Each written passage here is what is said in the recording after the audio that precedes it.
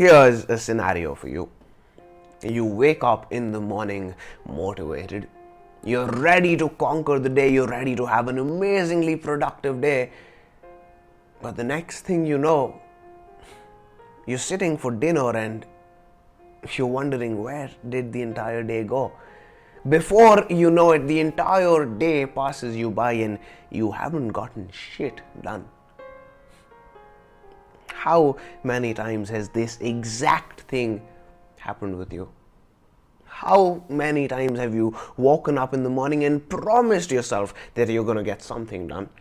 And you genuinely intended to keep that promise as well. But again, before you know it, the entire day just slips by you. Let's begin with the problem. The problem isn't that you're procrastinating, that you're lazy, that you're unmotivated. I'm not saying all of that isn't true. I'm just saying that isn't the problem over here. The problem is your autopilot taking over. This is one of the greatest features of the human body. You see, the human brain is the most energy hungry organ of the body. It weighs 1/50th of the body weight but takes up 20% of the calories that you consume. So of course it makes sense that over time it evolved to operate more efficiently. And how it does that is by taking shortcuts. Anything that you do over and over again, your brain puts it into the autopilot so that you don't have to waste a lot of time thinking about it. It makes sense from a biological point of view. If in trying to pick up a pen, you had to consciously think about lifting your arm, moving it in this direction, lowering it and picking it up, going to the grocery store would be the biggest adventure of your life and would tire you the fuck out. So of course it makes sense for the body, for the brain to have evolved to use these kind of shortcuts. But the problem arises when you program the wrong habits, the bad habits into that autopilot. When you program picking up your phone first thing in the morning as soon as you wake up into that autopilot, you lose free will in the matter. After a point, you're no longer consciously deciding to pick up the phone. It just becomes something that you do without even realizing it. When you've programmed opening up YouTube, the second you experience a hint of boredom, you basically give up control of your life, right? See, how it should be is that you're feeling a little bored. You sit down and you think, okay, what do I want to do right now? Should I read a book? Should I maybe work upon some skill that I want to work upon? Maybe I'm too tired, so today I'll spend a little time watching some YouTube. But what happens when that act of opening up YouTube has been programmed into your autopilot is that the second you feel a hint of boredom, you woke up in the morning saying, I'm going to be productive, right? You held that intention until you woke up at, let's say, 7 a.m. So you held that intention until 8, 9, 10 even. But at 10:30 you just feel a little bit of boredom creep in from somewhere, and without even realizing it, you pick up your phone. You didn't make the conscious decision to allow yourself to indulge in YouTube for the next following few hours. But like I said, you've lost free will in the matter. You are no longer choosing whether or not to do it. You are just doing it. That is where this autopilot becomes dangerous, becomes just outright chaos. I promise you do this. Chances are you don't even realize that you do it, but that is the magic. That is the power of the autopilot. 9 times out of 10, when you open YouTube, you're opening it just purely out of habit.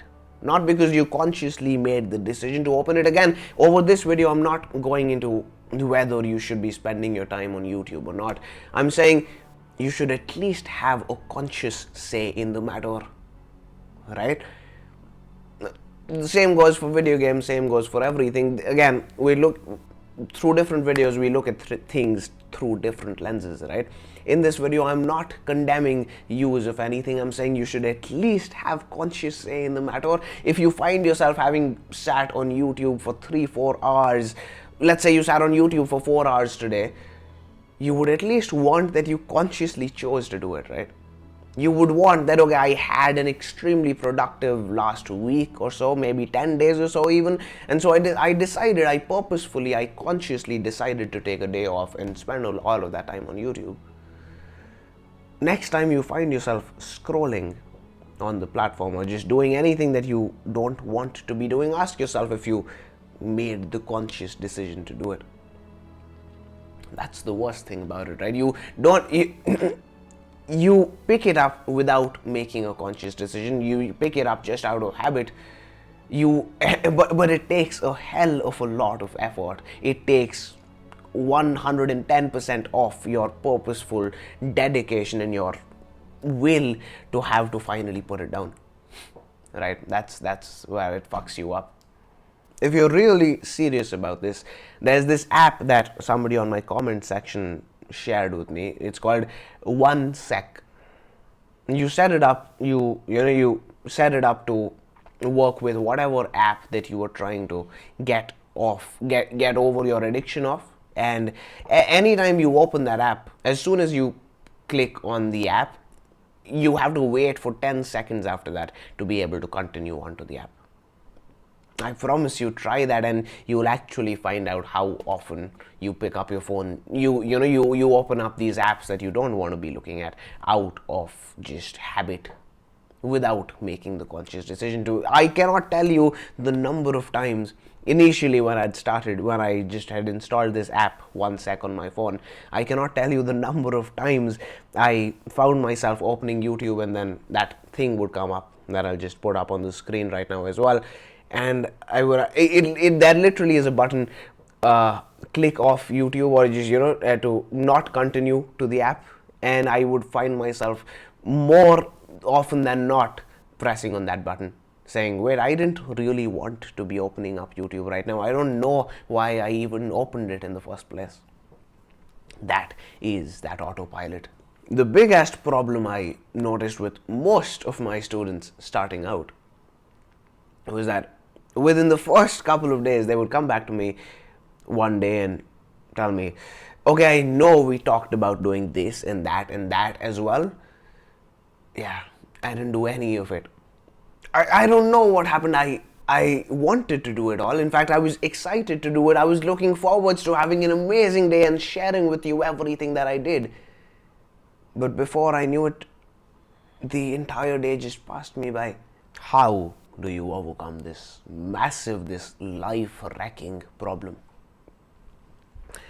Meditate and journal for years, and you'll develop the self-awareness and the mindfulness that's required to perpetually be present in the moment, and therefore to always do the right thing.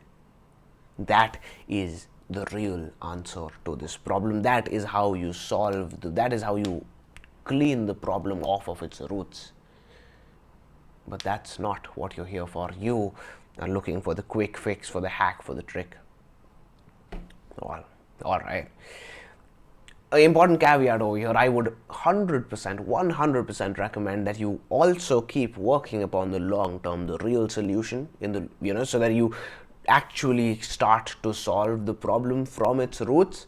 But also, in the meantime, for as long as it takes to really start to see the benefits of that, use this hack, use this trick as well. Here's exactly what you do. Before you ask, yes, you need a pen and paper. No, you cannot do it on a Notion page. And no, don't be a bitch about it. Schedule every minute of your day. This might sound a little extreme at first, but I promise you, once you get into the habit, you'll wonder how you ever got anything done without it.